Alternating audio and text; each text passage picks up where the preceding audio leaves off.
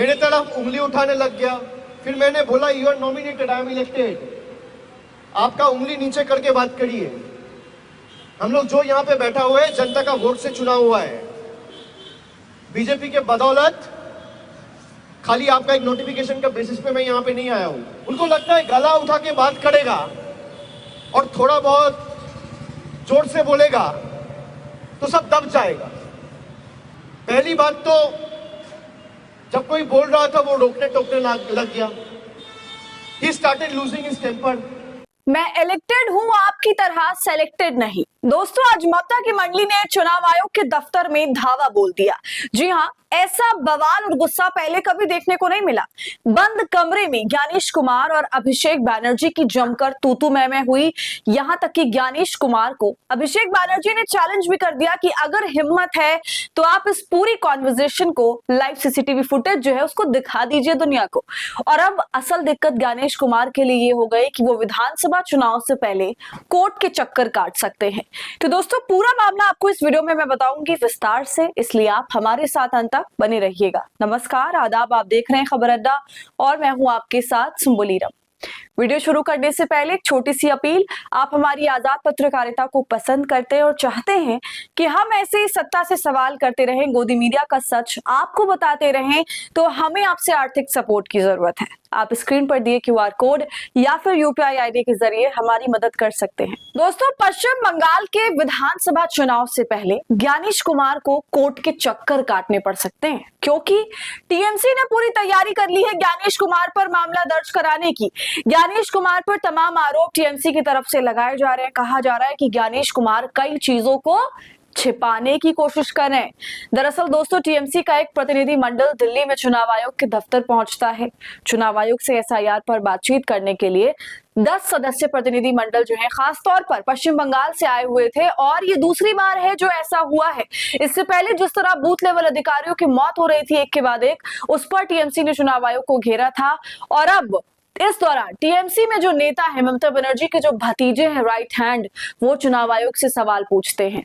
तो ज्ञानेश कुमार का पारा हाई हो जाता है। ये सारी बातें अभिषेक बैनर्जी ने दोस्तों हम सभी को खुद बताई है। चुनाव आयोग के दफ्तर में मामला काफी गंभीर हो जाता है। ज्ञानेश कुमार सवालों पर भड़कते हुए नजर आते हैं और काफी अग्रेसिव अंदाज में बात करने लगते हैं। इसी पर अभिषेक बैनर्जी भी उन्हें करारा जवाब देते हैं और कहते हैं कि मैं इलेक्टेड हूं, सेलेक्टेड नहीं। यानी दोस्तों, आप समझ ही गए होंगे कि अभिषेक बैनर्जी को जनता ने चुना है, ज्ञानेश कुमार को सेलेक्ट किया गया है मोदी मंडली द्वारा। ये एक जोरदार ताना अभिषेक ने दिया। दोस्तों, अभिषेक बैनर्जी के मुताबिक ज्ञानेश कुमार उंगली दिखा करके इस तरह बात कर रहे थे। इस पर भी मामला गर्म होता है और अभिषेक बैनर्जी कहते हैं कि उंगली नीचे करके बात करिए।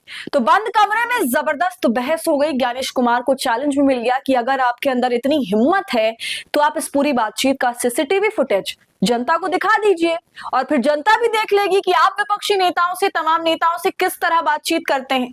जो शिकायत लेकर आए हैं उनसे आप कैसे बात करते हैं। तो दोस्तों, पहले आप सुनिए अभिषेक बैनर्जी को, उसके बाद आगे की चर्चा करेंगे।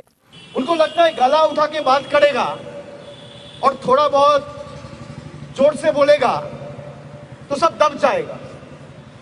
पहली बात तो जब कोई बोल रहा था वो रोकने टोकने लग गया। He started losing his temper. मेरे तरफ उंगली उठाने लग गया। फिर मैंने बोला you are nominated, I am elected. आपका उंगली नीचे करके बात करिए। हम लोग जो यहाँ पे बैठा हुआ है जनता का वोट से चुना हुआ है। बीजेपी के बदौलत खाली आपका एक नोटिफिकेशन का बेसिस पे मैं यहाँ पे नहीं आया हूँ। We are answerable to the people at large. You are answerable to your masters. I am answerable to the people of my state. दोस्तों, लगातार एसआईआर को लेकर पश्चिम बंगाल में टीएमसी के बेहद गंभीर आरोप हैं। होता क्या है कि विपक्षी कई गंभीर आरोप और शिकायतें लेकर इलेक्शन कमीशन के पास जाते हैं, लेकिन इस मामले में खबर नहीं बनती और बस इलेक्शन कमीशन इसी बात पर ढोल पीटता है कि देखो हमारे पास तो कोई शिकायत ही नहीं आई, ये तो बेमतलब है, मुद्दा बनाते रहते हैं। लेकिन अभिषेक बनर्जी ने इस बार ज्ञानेश कुमार और पूरे के पूरे चुनाव आयोग के दफ्तर में जाकर इलेक्शन कमीशन को न केवल शिकायतें बताई बताई बल्कि आगाह भी किया तमाम पार्टियों को कि बीजेपी ही अब तय करेगी कि कौन वोट देगा और कौन नहीं देगा। आपने अभी वीडियो में देखा कैसे अभिषेक बनर्जी ने तमाम बातें बोली, जो कुछ भी दफ्तर में हुआ चुनाव आयोग के। अभिषेक बनर्जी अपने 10 सांसदों के साथ इलेक्शन कमीशन के दफ्तर गए। माना यह गया कि उस वक्त गणेश कुमार भी वहां पर बैठे हुए थे, तो अभिषेक बनर्जी अपनी कुछ बातें रख रहे थे। इस बीच अभिषेक बनर्जी ने गणेश कुमार से तमतमाते हुए कह दिया, उंगली नीचे करके बात करो। इसके बाद दोस्तों जितने भी सवाल किए गए उनमें से किसी एक का भी ठोस जवाब नेताओं को गणेश कुमार की तरफ से नहीं मिला। और दोस्तों हर बार यही होता है। तमाम खुलासे करते हुए अभिषेक बनर्जी ये भी बताते हैं कि जब चुनाव आयोग ने एसआईआर कराया, इस दौरान तमाम लोगों के नाम कटने की बात सामने आई, तो हमने चुनाव आयोग से सिर्फ इतना ही कहा कि आपकी जो वोटर लिस्ट है उसमें कितने लोग बांग्लादेशी हैं, कितने रोहिंग्या हैं, आप इसका जवाब हमें दो। आप इसको लेकर के एक लिस्ट हमें सौंप दीजिए कि इतने इतने लोग जो हैं वो रोहिंग्या हैं, बांग्लादेशी हैं, इस वजह से इनका नाम काटा गया। लेकिन इस पर चुनाव आयोग जवाब ही नहीं दे पाया। मैंने इलेक्शन कमीशन से कहा कि ये जो 58 लाख लोग डार्क लिस्ट में जिसका नाम नहीं उठाया, उसमें से कितने लोग बांग्लादेशी हैं और कितने लोग रोहिंग्या हैं, जरा इसकी सूची आप सार्वजनिक करिए। उनको फिर से अभी जवाब नहीं मिला दोस्तों, वो कोई सही उत्तर नहीं दे पाए। अभिषेक बनर्जी ने चुनाव आयोग से लॉजिकल डिस्पेंसी कैटेगरी पर भी सवाल पूछा और इस पर सवाल पूछते हुए कहा कि जितने लोगों के इस लिस्ट के अंतर्गत नाम कट रहे हैं, आप उनके कारण हमें बताएं। जैसे कि पिता के नाम में अंतर, उम्र का संदिग्ध अंतर जैसे कारणों से जो 1,36,00,000 वोटरों के नाम कटे और उनको जो सुनवाई के लिए बुलाया गया, उसका आधार हमें बताइए। इसके साथ ही वो मांग करते हैं कि जो सीनियर सिटीजन है, जिनकी उम्र 60 साल से ज्यादा है, जो दिव्यांग है, ऐसे लोगों को सुनवाई के लिए ना बुलाया जाए बल्कि घर पर ही उनकी प्रक्रिया पूरी कर दी जाए। तो चुनाव आयोग के सामने जब ये बातें रखते हैं तो चुनाव आयोग इस मामले पर कहता है कि हम इस पर विचार करेंगे, जिस पर अभिषेक बनर्जी दोस्तों भड़क जाते हैं। अभिषेक बनर्जी अपनी प्रेस कॉन्फ्रेंस में यह भी दावा करते हैं कि किस तरीके से चुनाव आयोग और भारतीय जनता पार्टी मिलकर खेल करने की कोशिश कर रही है। अभिषेक बनर्जी कहते हैं कि वोटर लिस्ट में नाम काटने के आधार पर ही भारतीय जनता पार्टी को चुनाव जितवाया जा रहा है। अभिषेक बनर्जी इस दौरान पिछले समय में हुए विधानसभा चुनाव का जिक्र करते हैं और कहते हैं कि अलग अलग राज्यों में जो विधानसभा चुनाव हुए उसके बारे में उन्होंने बताया और कहा, चाहे महाराष्ट्र हो, बिहार हो, दिल्ली हो, इन तीनों ही राज्यों में जो जीत का स्ट्राइक रेट है वो 88% है। तो ऐसा इत्तेफाक तो नहीं हो सकता और इसकी जांच होनी चाहिए।